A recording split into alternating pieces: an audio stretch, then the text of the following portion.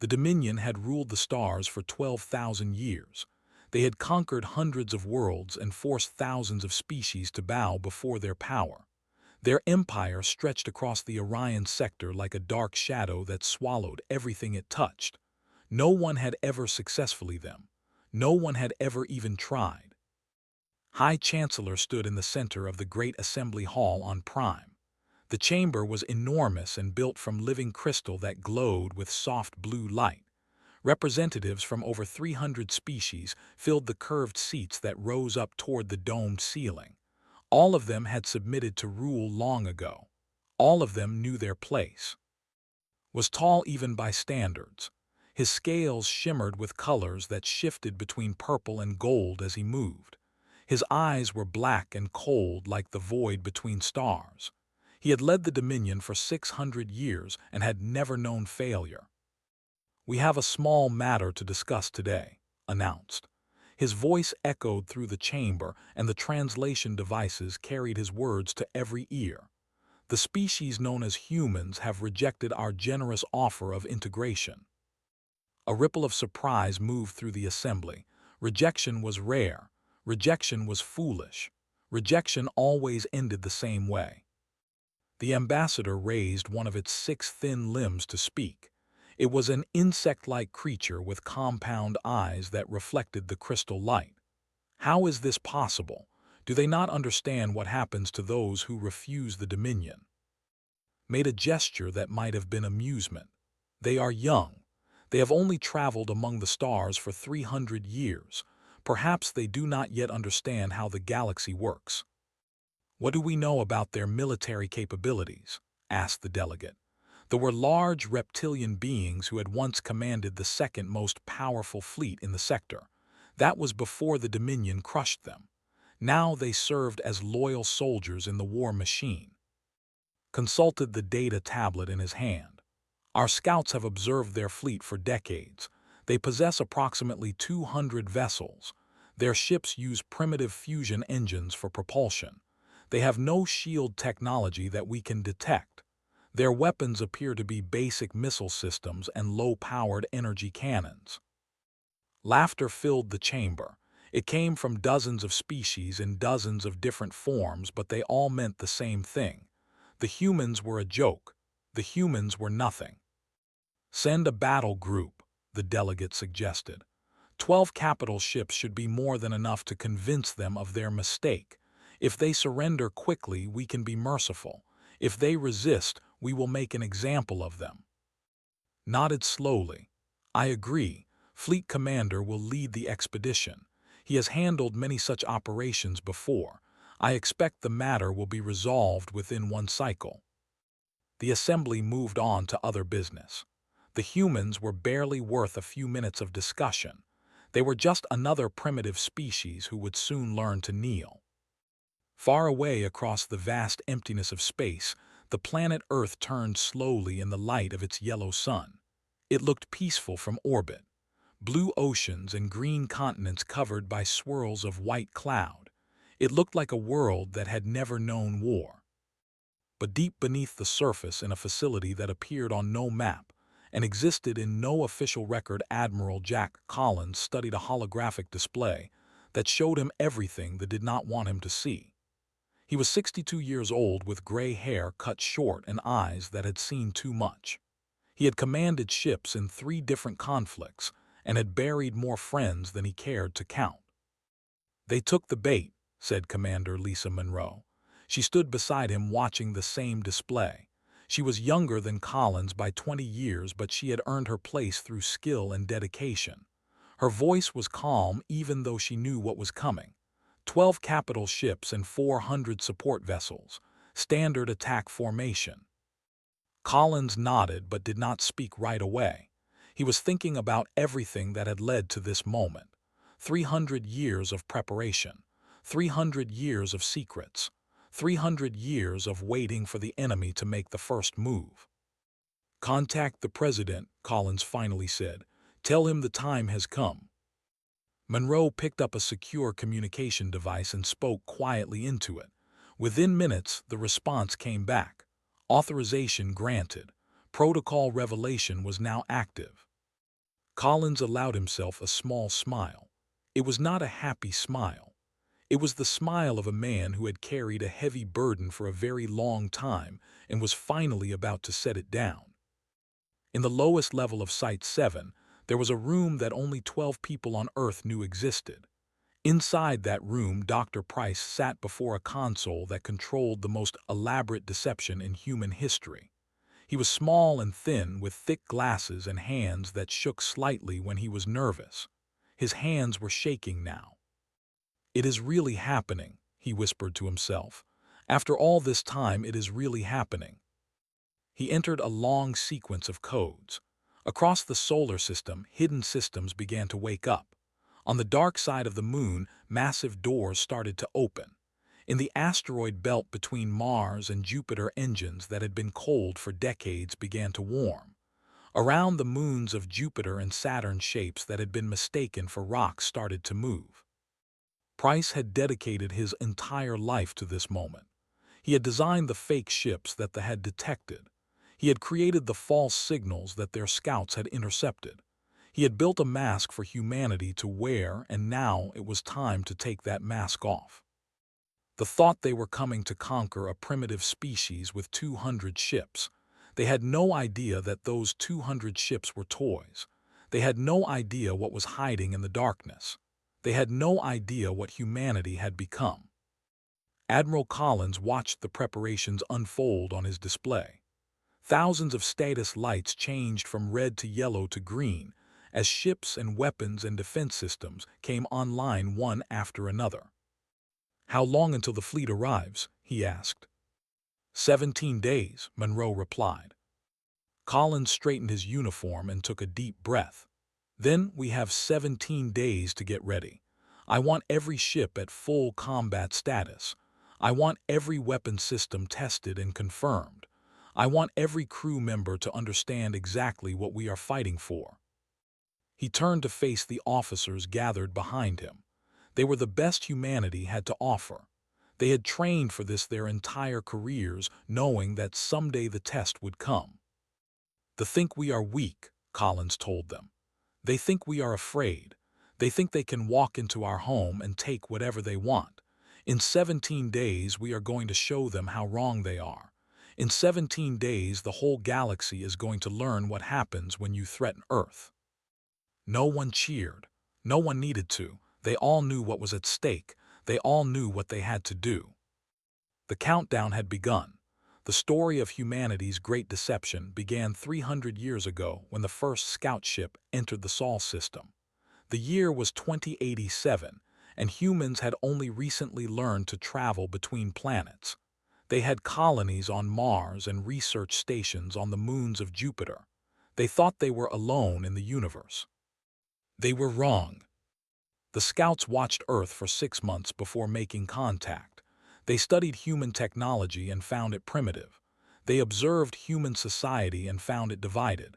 They calculated human military strength and found it laughable. Their report to the Dominion was simple. This species posed no threat.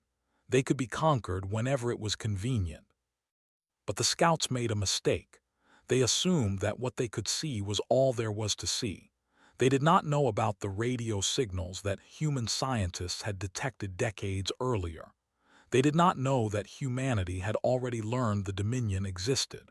They did not know that humanity had been preparing.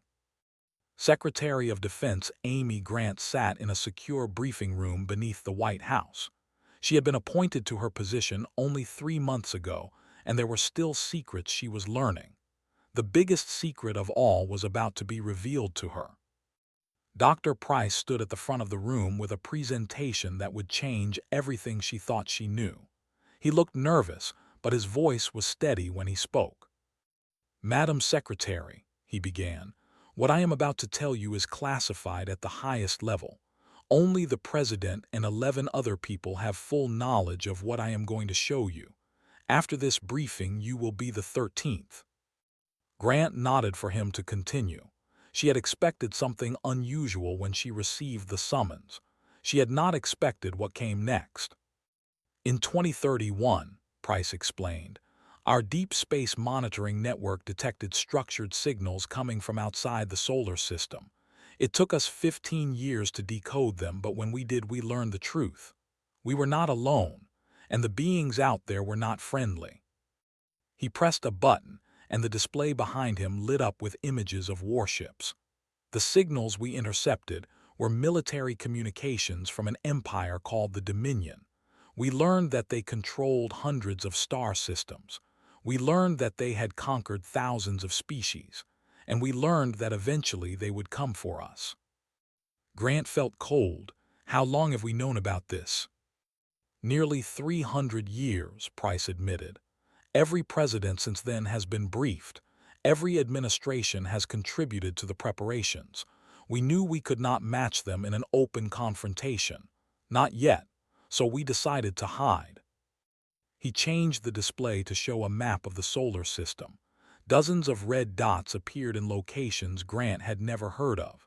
These are the shipyards we built in secret, under the surface of moons, inside hollowed-out asteroids, in places so dark and cold that no scanner could find them. Grant stared at the map. How many ships?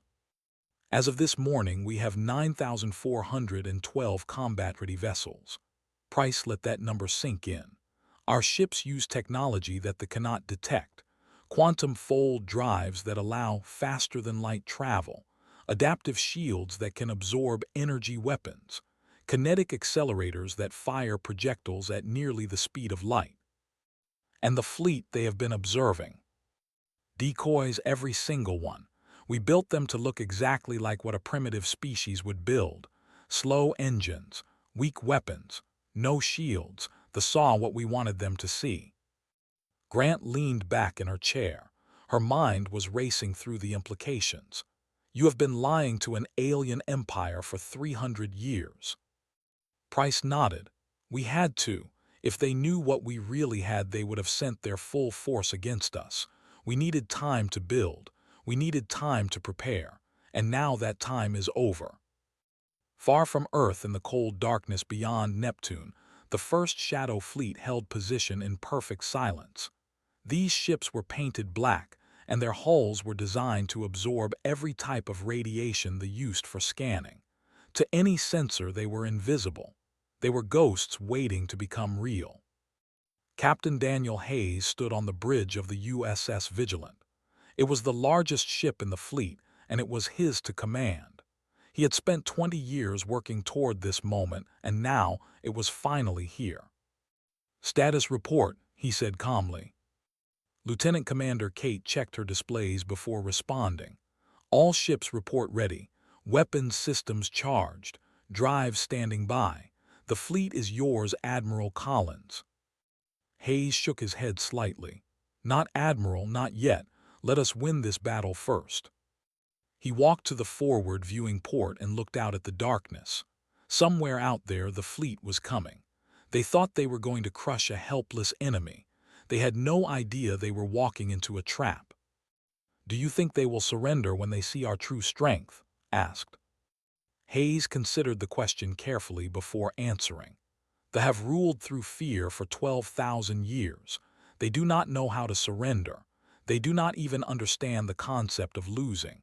That is what makes them dangerous, and that is what will destroy them." Back on Earth, Dr. Price finished his briefing and waited for Secretary Grant to respond. She sat in silence for a long time, processing everything she had learned. Finally, she spoke. "What happens now?" "Now we wait. The fleet will arrive in 17 days. When they enter weapons range, we will drop our disguise and show them what humanity is truly capable of. If they are smart, they will retreat. If they are not, we will be forced to demonstrate our power in a way they cannot ignore. And after that..." Price took off his glasses and rubbed his tired eyes. "After that, everything changes. The galaxy will know about us. The other species that the Dominion has conquered will learn that resistance is possible. We will either become a beacon of hope or a target for destruction. Probably both." Grant stood and walked to the display showing the hidden fleet. 9,000 ships waiting in the darkness. 300 years of planning coming down to a single moment. Our ancestors made a choice, she said quietly. They chose to prepare instead of panic. They chose to hide instead of fight. They chose to give us a chance. Yes, Price agreed. And now we have to decide what to do with that chance. Grant turned to face him. Her expression was determined and her voice was strong. We honor their sacrifice, we protect our world, and we show that humanity will not kneel. The countdown continued. 17 days until contact. 17 days until the truth could no longer be hidden. 17 days until everything changed forever. The fleet entered the Sol system on a bright Tuesday morning Earth time. Fleet Commander stood on the bridge of his flagship and watched the distant yellow star grow larger on his display. He had done this many times before. He had crushed rebellions on a dozen worlds. He had burned cities and broken armies. This mission would be no different. "Report," he commanded. His voice was hard and cold like metal scraping against stone. His sensor officer responded immediately. 212 human vessels detected moving to intercept. Configuration matches our intelligence files. Primitive fusion drives and basic weapon systems. No shields. Made a sound that passed for satisfaction among his kind. They actually think they can fight us. How amusing. The fleet was magnificent by any standard. 12 capital ships formed the core of the formation. Each one was 3 kilometers long and bristled with weapons that could crack a planet. 400 support vessels surrounded them in a perfect geometric pattern. Together, they represented enough firepower to conquer an entire star system. "Open a channel to their fleet commander," ordered. "Let us give them one chance to surrender before we destroy them." The communication link connected and the image of Admiral Jack Collins appeared on the main display. He was standing on a bridge that looked clean but simple, nothing impressive, nothing threatening, but there was something in his eyes that made pause. It was not fear, it was something else entirely. "Fleet Commander," Collins said. His voice was calm and steady. "You have entered sovereign human space with hostile intent. This is your only warning. Withdraw now or face the consequences." Laughed. The sound was harsh and sharp like breaking glass. "You threaten me with 200 primitive ships. Your courage is admirable, but your stupidity is remarkable. Surrender immediately and I will be merciful. Resist and I will reduce your planet to ash." Collins did not react to the threat. He did not flinch or look away. Instead, he smiled. It was a small smile, but it was genuine. It was the smile of someone who knew something their enemy did not. "We were hoping you would say that," Collins replied. He glanced at someone off-screen and nodded once. "Activate protocol revelation." For a moment, nothing happened. Then sensor officer made a sound that no had made in thousands of years. It was a sound of pure terror. "Commander," he stammered, "new contacts appearing. Hundreds of them, thousands, they are everywhere." Spun to look at the tactical display, and what he saw made his blood turn cold. Ships were appearing all across the system. They emerged from behind moons and asteroids. They rose from places that his sensors had scanned and found empty. They simply materialized out of nothing as their cloaking fields dropped. The 200 primitive human ships were still there, but now they were joined by an armada that dwarfed anything had ever seen. The tactical display kept updating as more and more contacts appeared. 1,000, 3,000, 5,000. The numbers kept climbing until they reached a figure that could not accept. 9,000 ships, his sensor officer whispered. "Their energy signatures are like nothing in our database. Commander, their weapon systems are powering up. They have us surrounded." On the bridge of the vigilant captain, Hayes watched the fleet with grim satisfaction. The enemy formation had frozen in place. They did not know what to do. They had never faced anything like this before. "All ships report ready," Lieutenant Commander announced. "Weapons locked on target, awaiting orders." Hayes opened a channel to Admiral Collins. "Sir, the fleet is in position. The trap is set." Understood, Collins replied. Hold fire until they make their choice. Give them every chance to retreat. On the flagship was shouting orders that his crew could not follow. Their formation was broken. Their confidence was shattered. Everything they had believed about this mission was wrong. How is this possible? Demanded. Our intelligence said 200 ships, 200 primitive vessels. Where did these come from?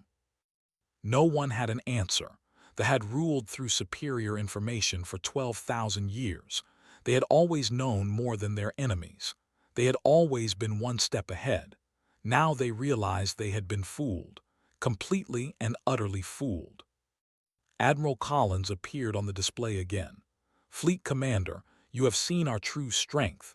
You are outnumbered and order your ships to stand down and no one needs to die today. Stared at the human admiral with hatred burning in his eyes. Surrender was impossible. The Dominion did not surrender. The Dominion had never surrendered. To retreat now would mean disgrace. It would mean admitting that everything they believed about their superiority was a lie. All ships attack, commanded. Destroy them all. The fleet surged forward. Energy weapons blazed and missiles launched in streams of fire. For a moment the darkness of space lit up with the fury of their assault. Then humanity responded. From the outer edges of the system, 600 platforms that looked like ordinary asteroids revealed their true purpose. They were called hammers, and they fired projectiles at nearly the speed of light. The first round hit a cruiser before anyone even knew it was coming. One moment the ship was there. The next moment it was an expanding cloud of plasma and debris. More rounds followed. Ships vanished faster than their crews could react. Their shields, which had stopped every weapon they had ever faced, simply ceased to exist under the impact of projectiles moving at relativistic speeds. Hayes watched the destruction with no joy in his heart. These were living beings dying out there. They had families and hopes and fears just like humans, but they had chosen this. They had come to conquer and enslave. They had to be stopped. All ships engage, Collins ordered over the fleet channel. Show them what humanity can do. The human fleet moved with a precision that they could not match. Ships that should have been unable to maneuver at such speeds turned and dodged with impossible grace.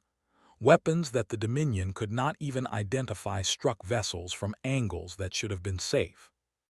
Fleet Commander watched his command being torn apart around him. In his entire career, he had never experienced defeat. Now he was experiencing total annihilation. We need to retreat, his first officer said desperately. Commander, please, we cannot win this fight. But it was already too late. The human fleet had surrounded them completely. There was nowhere to run. There was nowhere to hide. For the first time in 12,000 years, the Dominion had met an enemy they could not defeat. And that enemy was humanity. The Battle of Saul raged across millions of kilometers of space. Ships tried to fight back, but their weapons could not track targets moving so fast. Their shields could not stop projectiles moving at speeds they had never imagined. Their tactics, which had worked against every enemy for thousands of years, were useless against an opponent who fought in ways they could not understand. Commander Lisa Monroe coordinated the engagement from the USS Sentinel. Her displays showed the entire battlefield in real time. Every ship, every weapon, every explosion. She watched the formation collapse piece by piece. 7th Fleet is engaging their left flank, she reported to Admiral Collins. 12th Fleet has cut off their retreat vector. 4th Fleet is moving to disable their capital ships. They are trapped, sir. Completely trapped. Collins nodded, but his expression remained grim. What are our casualties? Minimal so far, 12 ships damaged, 2 destroyed, 300 crew members lost. Monroe paused. They have lost over 200 vessels already. It was a stunning victory by any measure. Humanity had prepared for this battle for 3 centuries, and that preparation was paying off in ways that exceeded their most optimistic predictions. But Collins took no pleasure in the destruction. Every ship that died was filled with living beings who would never go home. Focus on disabling rather than destroying whenever possible, Collins ordered. I want prisoners. I want survivors. When this is over, the galaxy needs to know that humanity can show mercy even in war. On the flagship, Fleet Commander was screaming orders that no one could follow. His ship was damaged and listing badly. Half his bridge crew was dead. The displays that still worked showed nothing but disaster. How, he kept asking, how did they do this? His sensor officer was one of the few still alive at her station. Her voice trembled when she spoke. Commander, their technology is beyond anything we have encountered. Their ships can move in ways that should be impossible. Their weapons strike before we can even detect them. They have been hiding this from us. All this time they have been hiding. A particle beam struck the flagship and the whole ship shuddered. Lights flickered and alarms wailed. The smell of burning circuits filled the air. Shields failing, someone reported. Hull breaches on decks 7 through 12, engines offline. Grabbed the edge of his command chair to keep from falling. Around him, his remaining crew looked to him for guidance.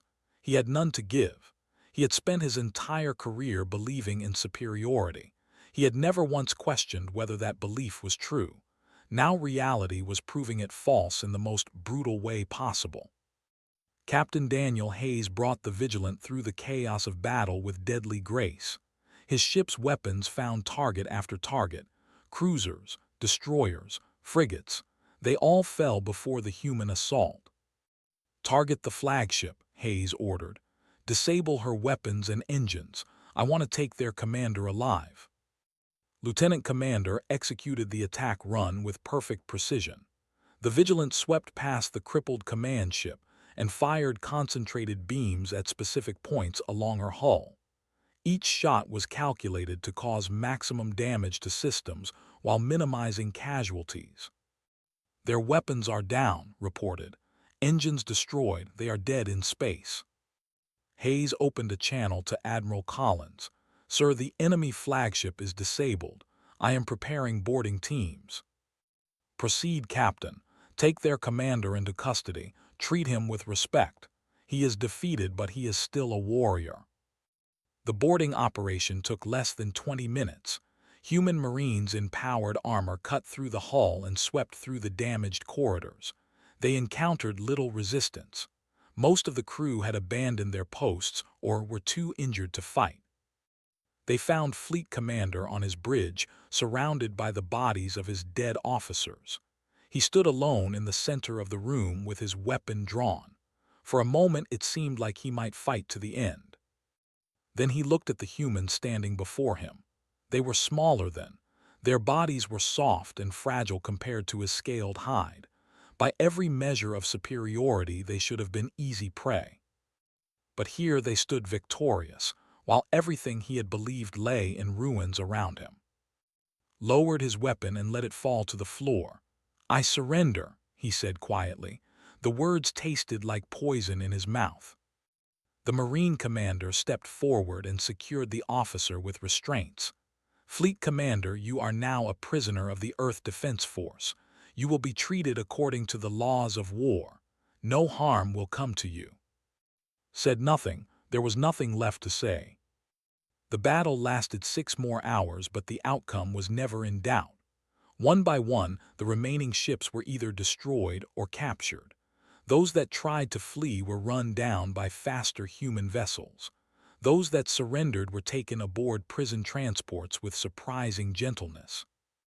When it was finally over, Admiral Collins surveyed the aftermath from his command center. Of the original battle group, only 47 ships remained operational. All of them had surrendered. The rest were debris floating in the darkness or burning hulks drifting toward the sun. Final casualty report, Monroe announced. Humanity lost 23 ships and 842 personnel. The lost 353 ships and an estimated 120,000 personnel. We have taken 16,000 prisoners. Collins closed his eyes for a moment. So many dead. So many lives ended in a single day. This was the cost of survival. This was the price of freedom. "Begin recovery operations," he said finally. "Search for survivors among the wreckage. I do not care if they are human or anyone still alive gets rescued." "Yes, sir." The human fleet spread out across the battlefield. Search and rescue teams combed through the debris looking for life signs. Medical ships prepared to receive the wounded. Chaplains stood ready to comfort the dying regardless of what species they belonged to. Dr. Price watched the reports come in from his bunker on Earth. 300 years of preparation had led to this moment. 300 years of secrets and sacrifices and silent determination. And now it was done. "We won," he whispered to himself. The words did not feel real. But the victory was only the beginning. The Dominion would learn what had happened here. The other species they had conquered would learn as well. Everything was about to change. The galaxy had just discovered that humanity was not prey. Humanity was a predator that had been waiting in the darkness. And now it had revealed itself. The news reached Prime 3 weeks after the battle. A single courier ship had escaped the massacre and fled through hyperspace carrying the worst news the Dominion had ever received. High Chancellor stood in his private chambers reading the report for the 5th time. His scales had faded to a sickly gray color, and his hands trembled as he held the data tablet. Around him, his most trusted advisors waited in terrified silence. 9,000 ships, said. His voice was hollow and empty. They hid 9,000 ships from us for 300 years. They deceived us completely. High Chancellor, one advisor ventured carefully, perhaps we should send a larger fleet. Our full military strength could surely overwhelm them. Turned to look at the advisor with eyes that held no hope. Our full military strength is 22,000 vessels. They have nearly half that number, and their technology is clearly superior to ours. They destroyed our battle group in hours with minimal losses to themselves. The room fell silent. No one wanted to speak the truth that hung in the air between them. For the first time in 12,000 years, the Dominion faced an enemy they could not defeat. On Earth, President Marshall addressed the United Nations General Assembly in the largest diplomatic gathering in human history. Representatives from over 40 different alien species watched through quantum-link displays. Most of them were members of the Dominion who had submitted to rule long ago. All of them were reconsidering their positions. 300 years ago, Marshall began, humanity learned that we were not alone in the universe. We learned that a vast empire called the Dominion would one day come to our world and demand our submission. We had two choices. We could surrender our freedom or we could prepare to defend it. He paused and looked around the chamber. Human delegates from every nation sat together with expressions of unity that would have seemed impossible just weeks ago. The threat from beyond had finally accomplished what centuries of conflict could not. It had made humanity truly one people. "We chose to prepare," Marshall continued. "We built in secret. We hid in plain sight. We let our enemies believe we were weak while we grew strong. And when they finally came for us, we were ready." He straightened his shoulders and his voice grew stronger. "Today I address not only my fellow humans but every species that has been forced to bow before the Dominion. You are not alone. Resistance is possible. Freedom is possible. Humanity stands as proof." The assembly erupted in reaction. Some delegates cheered while others sat in stunned silence. The representatives walked out in anger, but no one tried to stop them. Their power to intimidate had been broken. In the weeks that followed, the galaxy transformed. 17 species formally from the Dominion and requested alliance with Earth. They had watched the Battle of Saul through intercepted transmissions, and they had seen something they never expected to see. They had seen hope. Admiral Collins met with the leaders of these new allies aboard a massive space station that humanity had constructed in neutral territory. Commander Lisa Monroe had been promoted to Rear Admiral and given command of the station. She had named it Unity as a symbol of what they were trying to build. "You have changed everything," the ambassador told Collins. His compound eyes reflected the stars visible through the observation window. "For thousands of years, we believed the Dominion was invincible. We believed resistance was futile. You have shown us that we were wrong." Collins shook his head. "We did not do this to become conquerors ourselves. Humanity has no interest in ruling other species. We fought to protect our home. Now we want to help others do the same." "But what will happen when the Dominion attacks again? They will not accept this defeat. They will come with their full strength." "Let them come," Collins replied. "We will be ready, and this time we will not be alone." Back on Earth, Dr. Price finally retired from his position as director of the Deception Program. His work was done. The secret he had spent his entire life protecting was now known throughout the galaxy. He spent his last day in the bunker walking through the empty corridors that had been his home for so long. Secretary Grant found him there staring at a display that showed the current status of humanity's fleet. Ships were being built faster than ever before.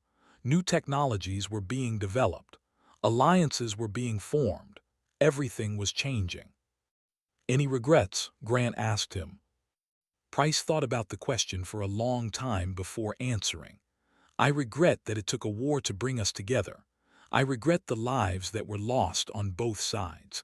I regret that our children will grow up knowing that there are enemies among the stars." He turned to face her.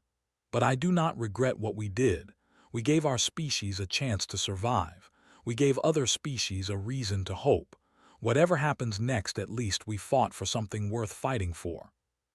6 months after the Battle of Saul, the Dominion sent a diplomatic mission to Earth.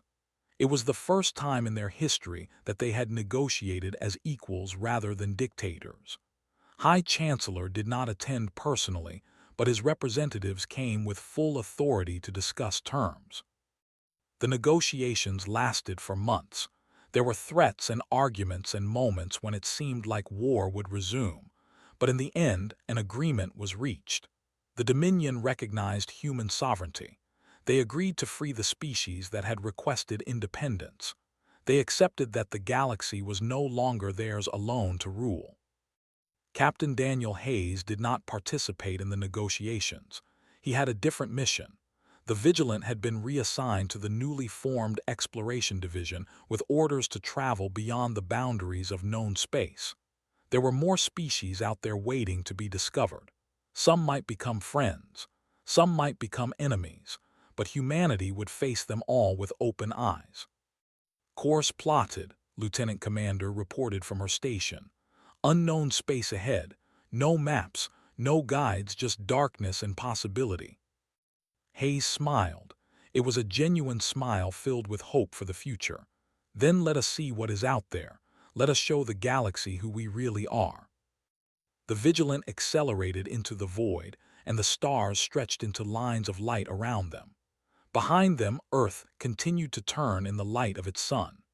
The blue planet that had given birth to a species that refused to surrender. The home of beings who had looked into the darkness and decided to become something greater than they were. Humanity had revealed its power to the galaxy, but the true revelation was something deeper than ships and weapons. It was the revelation that courage and determination could overcome any odds. It was the revelation that even the smallest species could change the course of history. The story of humanity among the stars was just beginning. And the galaxy would never be the same.